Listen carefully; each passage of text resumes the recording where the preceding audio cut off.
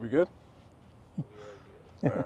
Welcome to the online podcast. Today we have a special guest. I'm joined here today by Chancellor May. Thank you for having us. Thanks for inviting me, Zaire. Happy to be here with you. Yes, sir. So first, to get into it, Chancellor May. Many people don't know what a chancellor is. Can you describe to us what your job and your position entails? Yeah, that's one of the more popular questions I get. What do you do, actually? Yeah. I like to describe the chancellor job as a combination of principal, like your high school principal, mayor, like mayor of a small town, and CEO of a big company. You have aspects of all of those responsibilities as part of this job. So it's a pretty interesting and never a dull moment sort of job. Yep. So I want to take it back a little bit. You grew up in St. Louis, went to Georgia Tech, right? Got your degree. Then you went to Cal Berkeley to get your master's. Can you tell us a little bit about your upbringing from St. Louis and how engineering kind of sparked your eye? Yeah, sure. Grew up in North St. Louis. My mother was a school teacher and my father was a postal worker. So fairly modest beginnings. We were sort of middle class, maybe lower middle class. And I got interested in science and engineering because of several things. One, as a kid, I just liked Lego and erector sets and building things, right? And then I got interested in comic books and science fiction and Star Trek. And so all those things kind of merged together into an aptitude and interest in engineering. And I was lucky enough in high school to be part of a program which is actually called Develop Engineering Students. It was sponsored by a local company in the St. Louis area, McDonnell Douglas, which is now Boeing. And every summer, for 3 summers, I would go to spend the summer at Boeing and work with an engineer as a mentor and learn sort of what he did day to day. There were about 30 of us in the program from around the St. Louis area, all high aptitude kids. And we took classes there. We took, pre-calculus, and we learned how to do various things like soldering and metalworking and things that would be practical skills as well as the theoretical skills. And at the end of that, they encouraged us to pick from a certain set of schools that they recruited from. And Georgia Tech was one of those schools, and I picked electrical engineering. So how did you go from becoming an engineer and then to eventually becoming the dean at Georgia Tech and to where you are now? Can you talk to us about that pathway of becoming the chancellor? Yeah, sure. So my first several years after I got my PhD, I went back to Georgia Tech to teach. And for the first several years, I was just teaching my classes and doing my research in my lab. And at a certain point, I was encouraged to think about leadership roles. And the first one I had was associate chair of the Department of Electrical and Computer Engineering. I did that for a year. And at the end of that year, I was sort of in the right place at the right time. And the then president of Georgia Tech, a guy by the name of Wayne Clough, asked if I would consider being his executive assistant, which he used as sort of an apprenticeship for people with leadership potential. And it was kind of a chief of staff role for the president's office. And I did that for 3 years. And at the end of that, the chair position in the School of Electrical and Computer Engineering opened up, and I was asked to be a candidate, interviewed for the job, got the job. With his helicopter. Did that for 6 years, and then the dean's role similarly opened up, and I was asked to be a candidate to be the dean of engineering, and I was fortunate enough to be selected as dean, and again did that for 6 years. Then I got a call from the search firm who was looking for the new chancellor at UC Davis.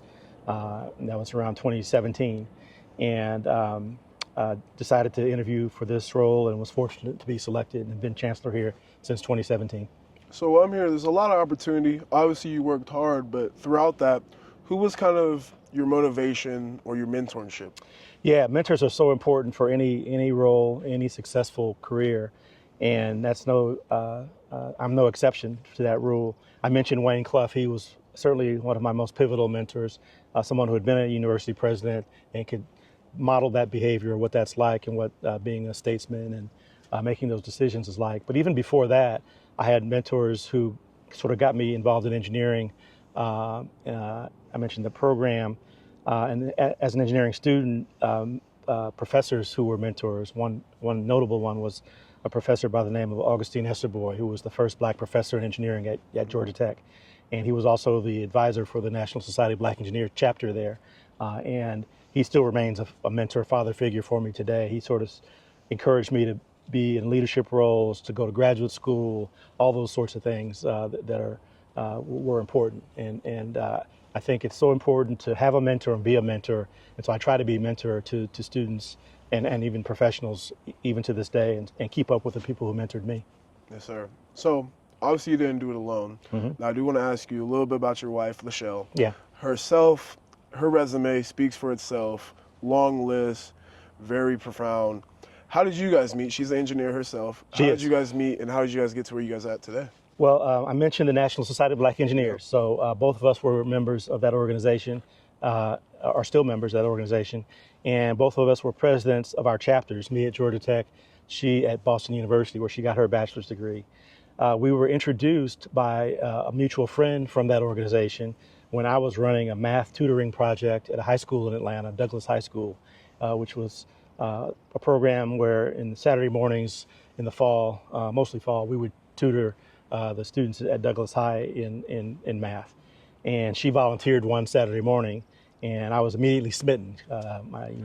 She was then and is now a beautiful woman, and I was very interested when I met her. And that was sort of the beginning, and everything kind of flowed from there. We've been married 30 years now, have two beautiful daughters who are grown and doing their own thing. Lachelle is, as you mentioned, is excellent in her own career. She works for CNN as a software developer. She's the only one in our family that has Emmys. She has 2 Emmy Awards to her credit. And she's, beyond that, she's just a great life partner and a support system for me here as Chancellor. That's beautiful. That's beautiful. So now, 2015, I believe, was a big year for you. Around that time, this is when you're starting to transition from Georgia Tech to Davis. But along that, you actually get selected by President Obama for your excellence in mentorship for the STEM program. Correct me if I'm wrong. That's right. How was that experience, from obviously President Obama? That was one of the greatest achievements of my career at the time and even now. So to back up, in addition to my work as a professor in electrical engineering and my research into integrated circuits, a parallel aspect of my career has been my real strong desire to get more minorities involved in STEM fields, engineering in particular. So I've developed and created and run several programs designed to get more black and brown kids into the field, get them into graduate school, get them into academia. And those programs were so successful that I was nominated for this Presidential Award for Excellence in Science, Mathematics, and Engineering Mentoring. That's the formal name of the award. And was selected in 2015 to be one of the cohort of winners of that award, which comes with a cash prize, but also more importantly, you get to go to the White House and meet the president. And fortunately, President Obama was still president at the time. So you go to the White House and you're in the Oval Office and talking with the president, and you don't get a lot of time, maybe 15 to 30 minutes of his time, which is very valuable, and take a picture and get a nice a memorial plaque. And there's other ceremonial stuff around the actual meeting with the president, but that was really a career highlight. It kind of validated all the work we had been doing in mentoring that showed that it was really important and it was having impact. So around that time, this is when you started to come to Davis. But before we get into that, I want to touch on the president at Sac State, Mr. Woods. He had just recently launched the Black Honors College. How important is that you believe to see 2 black men of that stature in this close radius doing what you guys are doing at your respective campuses? Yeah, I'm a big fan of President Woods. Let me just say that right off the bat. We met very early when he came back to Sacramento to be president at Sac State, and we've maintained very good relationship and our wives as well since then. And I'm very much a fan of what he's been doing, including the Black Honors College. We share the same commitment to our community, our local community, as well as our communities of color, to make sure that there's success in higher ed for those communities. It's interesting, not only do we have President Wood, we also have President Cardoza at American River College. And so in the Sacramento region, we have 3 presidents and chancellors of color all at major institutions, which is kind of a unique and maybe a opportunity for this region to really be known for higher ed and for developing opportunities for these communities. And I think we're all three committed to that. And he supports me, I support him. We text a lot. We're in some organizations together. As I say, the only time I'm not a Sac State fan is one day a year during the Causeway Classic. Oh, yeah. Which we won last year. Got to get that on. And hoping to win again next year. Yep. So that's like, for me as a student athlete, that's huge because for me, I don't see too many of us unless it's, outside of sports. So to see you, President Woods, and the president of American College, that's huge. So I want to bring it back. Why did you pick Davis? Well, Davis picked me, really, if I'm honest. I was doing my engineer thing as dean at Georgia Tech and not really thinking about coming west.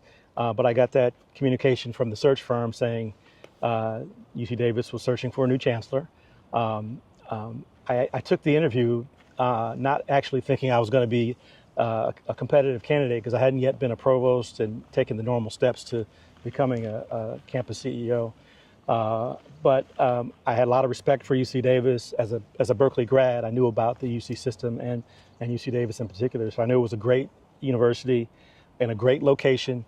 And the third requirement was my wife had to agree to come with me. so all those three things lined up, and I came in 2017 and haven't looked back, and it's been a great experience. I like that. So what are some things around campus that you look forward to improving, or some things you want to see change? When I got here, we wrote a strategic plan for the university, which we call To Boldly Go, and it talks about where we'd like to be 10 years from then, which will be 2028, in the areas of educating the best leaders for their careers, doing research that's relevant and use inspired and can be impactful, diversity, serving the entire Sacramento region communities of all backgrounds for our students, our faculty, and our staff constituencies, being a better strategic partner in certain areas to be better known.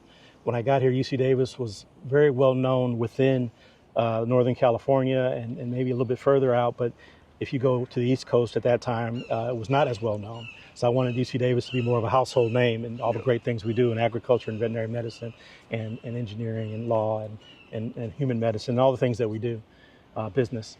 And finally, I thought there was an opportunity for us to be more intentional about our entrepreneurship and innovation activities. So we're building the campus Aggie Square in Sacramento as a result of that, which will open in early 2025. I'm excited about that. And so those were some of the things that were on my mind. I think we've had some success. We've addressed student basic needs. We've built more housing. We've improved graduation rates, all those sorts of things that I think are really important. And we're on a really good trajectory.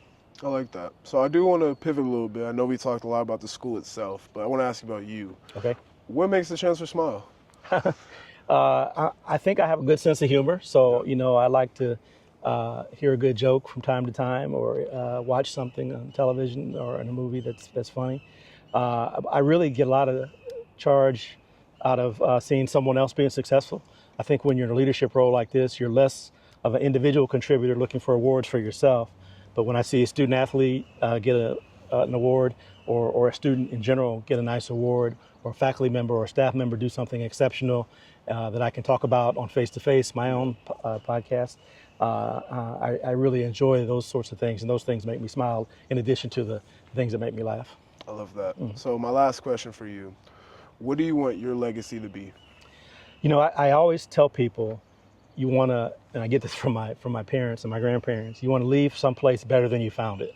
Yep. So you want people who have met you to say, I am better off because I met Gary May or Chancellor May. And I want the university to feel like it's a better institution because Chancellor May was in leadership for some number of years. And they should be able to point to things, whether it's buildings or programs or some sort of progress, indicators of progress that indicate that UC Davis made significant progress while Gary May was the chancellor. I love that.